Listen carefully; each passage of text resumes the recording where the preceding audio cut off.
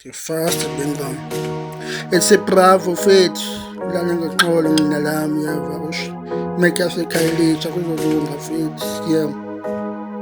Yeah. Okay, my man. On the beat. Yeah.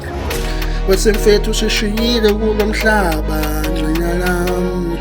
Cebo lale ngixola kuzolunga. Sibonile ku YouTube, sibonile ku TikTok, sibonile ku Facebook, mfethu sibonile TV mfethu kuzolunga mfethu. Umoya wethu phansi wathi uThixo ukhetha ukuthatha wena mina nami. Ngifuna ufota nawe ngelimini sibethu sikhuphe i-album mina nami. Sinyusa isiXhosa ngokuphakamisa ikholo lethu. Bathi ngelimini ndizofika kule ndawo ubukuyo.